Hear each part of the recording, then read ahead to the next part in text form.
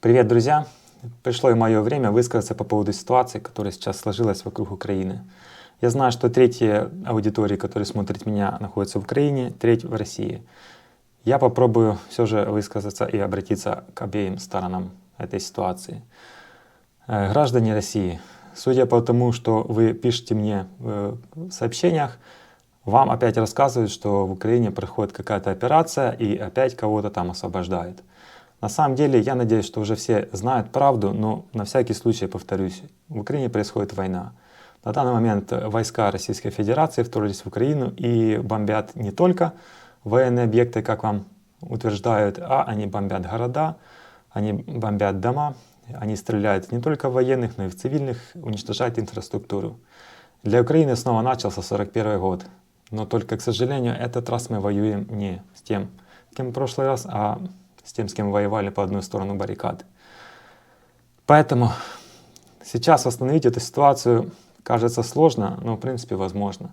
И сейчас очень большая надежда на вас, потому что очень надеюсь, что вы не промолчите этот раз, и вы выйдете в своих городах и скажете «нет войне». Вы скажете своему правительству, что оно идет неправильным направлением, потому что это направление не только делает хуже Украине, это направление делает хуже и вам. С каждым днем все больше железный занавес надвигается на вашу страну, и каждый день будущее ваших детей все так же уходит в никуда. Многие из вас пишут, что страшно выходить, потому что за это могут посадить и тому подобное. Я понимаю, ребят, к сожалению, война за ваши права была проиграна еще когда эти законы принимались в вашей стране. Но сейчас ждать некогда.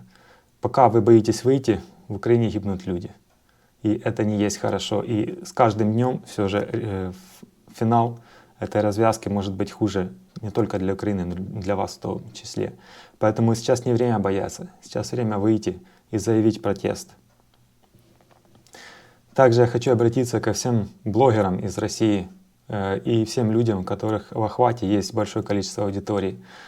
Пожалуйста, ребята, отложите выпуск всех материалов и сконцентрируйтесь на ситуации, которая сейчас происходит в Украине, на ситуации, о которой сейчас говорят во всех странах мира, о ситуации номер один в мире на данный момент. Пожалуйста, постарайтесь привлечь внимание ваших граждан к этой ситуации, пролейте свет, пусть они все же понимают, что происходит на самом деле, и пусть они выйдут и выскажут свою позицию. Также хочется обратиться и к военным России, если кто-то из таких меня смотрит. Мужики, я не знаю, что вам говорят, что вы там учитесь, кого вы защищаете, но знайте одно, если вас отправляют в сторону Украины, вы идете воевать в чужую страну, в независимую страну, которая живет по своим законам, которая никому не причиняет никакой беды. И я понимаю, у вас есть долг перед страной, но когда ваше руководство все же дает вам такие приказы и прячется в бункере в самый ответственный момент, я не думаю, что это тот момент, когда надо выполнять эти приказы. В любом случае, лучше быть живым дезертиром в своей стране, чем убитым агрессором в чужой стране. Мало того, это еще оставит большой след на будущем ваших детей. Это такое пятно, от которого дети будут еще долго отмываться. Поэтому не идите в сторону Украины, оно вам не надо. И также жены, матери тех мужчин, чьи мужья, сыновья служат в армии, вы тоже должны знать, что происходит. И вы тоже должны понимать, куда ваши дети могут пойти. И вы тоже должны знать, что они могут быть убиты как агрессоры без всякой чести. И это тоже будет все пятно на вашей семье. Тоже образумьтесь, пожалуйста, остановитесь, не ідіть. Оно вам не надо. Також хочу звернутися до громадян України. На жаль, я не можу передати, наскільки мені зараз важко, розуміючи, що я нічим фізично не можу допомогти. Але тим не менше, вчора був самий важкий день, коли ці всі постріли починались і незрозуміло було, куди воно йде і що буде далі.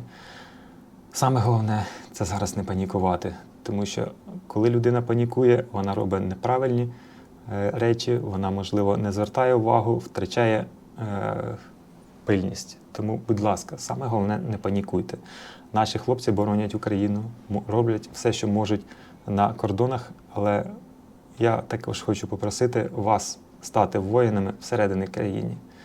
На жаль, серед нас є дуже багато зрадників, які вже давно продалися окупанту і продовжують його інформувати про всю інформацію щодо українських військ, українських позицій і тому подібному.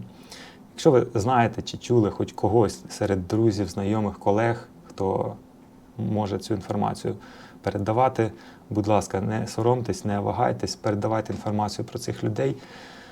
Поки наші хлопці боронять кордони, ми повинні все ж таки всередині також всіх криз відловлювати. Як би не було важко, будь ласка, тримайтеся. Це саме головне – не втрачати свідомість і бути разом. Українці вже показали, що вони самоорганізовані люди і вони дуже класно можуть разом справлятися з важкими ситуаціями.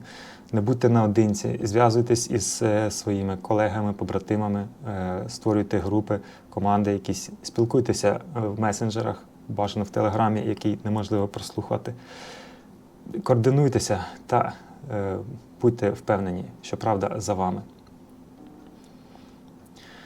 Я також хочу звернутися до всіх українців, які зараз живуть за межами України.